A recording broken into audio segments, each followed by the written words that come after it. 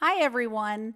Imagine you have two friends who are obsessed with crime, murder, mayhem, and unsolved mysteries. They have a passion for breaking down cases that have been cold for years.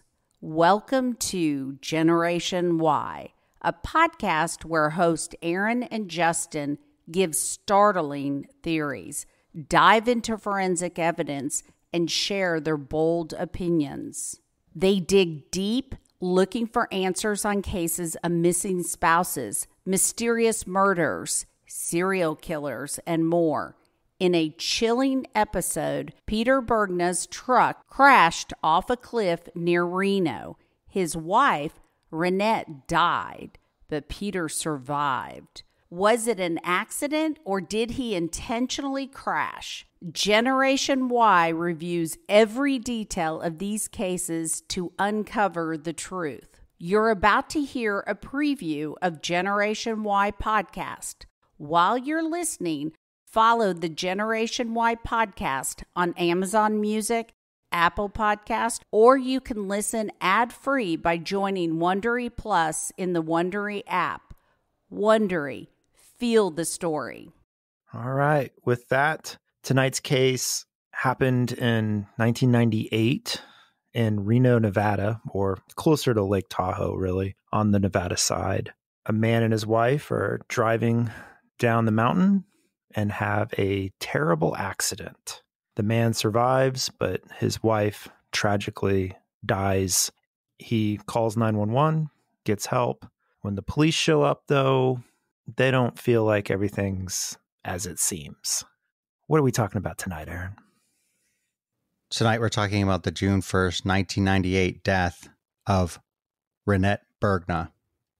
Now, Peter and Renette, they lived in Incline Village, which is a little town that's on the northern east side of Lake Tahoe. They say it's an upper middle class community. Well, it's definitely upper. Peter worked as an art appraiser for Butterfield and Butterfield. It was a San Francisco-based auction house, and his wife was a pharmacist. Peter had previously been married before he met his wife, Renette. They would end up getting married in 1987. They had adopted a son. Renette had grown up on a dairy farm. She graduated in 1967. And she went on to the University of California at David in 1971. She had wanted to be a pediatrician, but changed that to pharmaceuticals. She was extremely successful in her career and was elected president of the Pharmaceutical Society of Nevada in 1994. Her family describes her as very loving and kind, and everybody liked her. Peter and Renette, their combined income was about $200,000 a year, and they liked their luxurious things. In 1998, Peter was 45 and Renette was 49. They'd been married about 11 years at that point.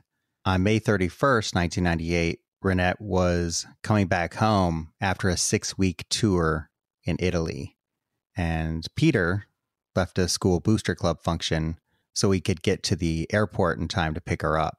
He was driving his 1997 Ford F-150 pickup. It's not a Ford Ranger, but it's an F-150, right? Yeah.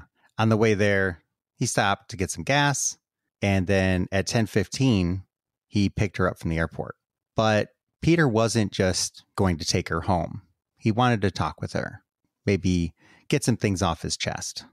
So they go for a drive, and he's telling her that he wants to talk to her about the marriage because he has some concerns, mostly because she's been traveling a lot. And he ends up stopping at what he says is one of his favorite spots, and it's at the top of Slide Mountain. So he goes to a dead-end access road near Mount Rose Ski Resort, and he parked his truck.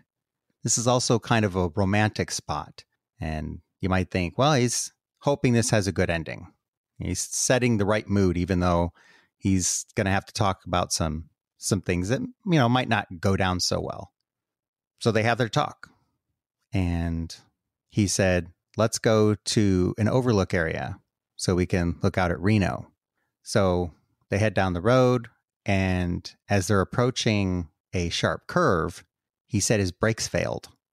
The truck took a turn to the right and ended up crashing through the guardrail, and the truck began to slide down the mountain. Peter says he shouted, "Renette, we're not stopping."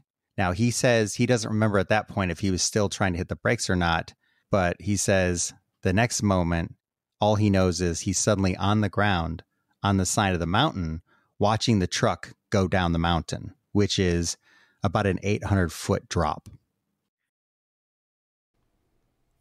You've heard a preview of Generation Y podcast. Listen to the rest of the episode wherever you get your podcasts.